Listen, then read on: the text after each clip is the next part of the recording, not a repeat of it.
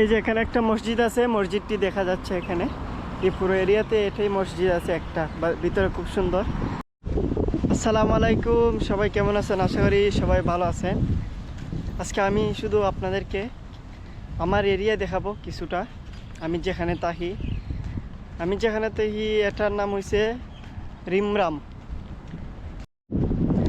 আর এই পুরো এরিয়াটা রিমরামের মধ্যে শুধু দুইটা মার্কেট আছে। একটা মার্কেট আমার পিছনে, আমার বিল্ডিংয়ের সাথেই একটু দূরে, 2 মিনিট লাগে যাইতে। আর একটা আছে অন্যদিকে।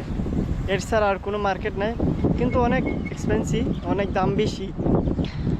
তার জন্য বাইরে থেকে মার্কেট করে আনতে হয় আমাদেরকে। এখানে অনেক দাম বেশি।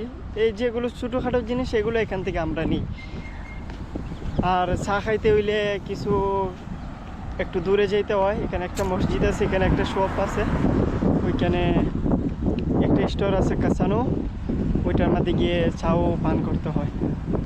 প্রতিটা রাস্তার পাশে মধ্যখানে খেজুর গাছ আছে, বাট খেজুর আমি একটু দেখতে পারতাছি না।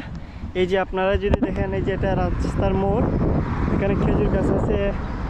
আর একটা জিনিস, প্রতিটা এই রাস্তার সাইডে দেখেন এত সুন্দর ফুল গাছ লাগানো আছে সব জায়গাতে একই রকমের, প্রতিটা সাইডে।